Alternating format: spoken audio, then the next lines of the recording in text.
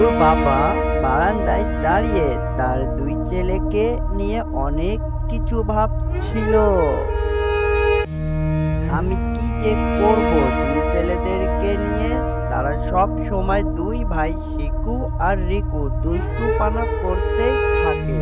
যাই হোক, তারা এখনো ছোট, তারা বড় হয়ে গেলে তারা দুষ্টুপানা করবে না, তখন তারা নিজেরা বুঝতে শিখবে। তারা এই বলে শিকু আর রিকুর বাবা চলতে থাকলো। রিকু, ওইখানে বসে কি করিস? ভাইয়া এখানে বসে আছি, তেমন কিছু করছি না। ভাইয়া কিছু বলবে আমায়? শিকু রিকুকে সব সময় তার সাথে দুষ্টুপানা বেশি করতে থাকে, আর রিকু মনে মনে অনেক রাগ করতে থাকে। কি ব্যাপার? ভাইয়া আমাকে এই কথা বললো কেন? ভাইয়া আমাকে কিছু বলবে? তারপর কি হলো জানো?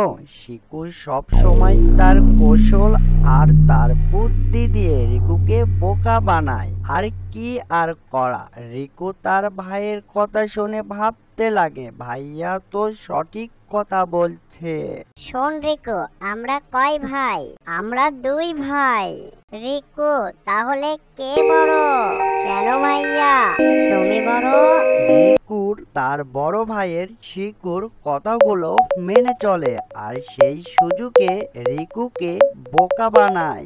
রিকুকে আমি আমার বুদ্ধি দিয়ে সব সময় বোকা বানাবো, কারণ আমি রিকুকে যা বলি রিকু তাই বিশ্বাস করে।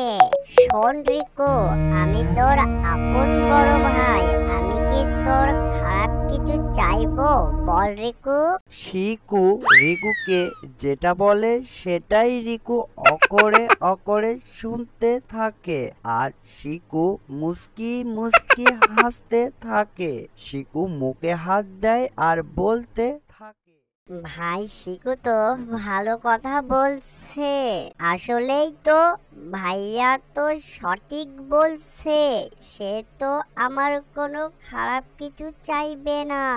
শিকুকে সেইটা বলতে থাকে, রিকু সেইটা শুধু শুনতে থাকে, আর রিকুর কাণ্ড দেখে শিকু মজা পায়। আমি রিকুকে যেটা বলতে থাকে রিকু সেইটা শুনতে থাকে। কি মজা, আমার ভালো হয়। আমি রিকুকে এইভাবে বলতে থাকবো আর রিকু শুধু শুনতে থাকবে। বড়দের কথা শুনতে হয়, নাহলে সবাই খারাপ রিকু বলে মনে করবে। না না বাবা, আমি শিকু ভাইয়ার সব কথা শুনবো। রিকু মুখে হাত দিয়ে অনেক ভাবতে লাগলো। রিকু, আমি যেটা বলবো সেইটা শুনবি তো, না কি বলিস? হ্যাঁ শিকু ভাইয়া, তুমি যা বলবে আমি সব কথা শুনবো। কেমন? যাই হোক, এটা কোনো ব্যাপার না। আমরা এ থেকে কি বুঝতে পারলাম? আপনারা সবাই কমেন্ট করবেন আর শেয়ার করবেন, সাবস্ক্রাইব করতে ভুলবেন না।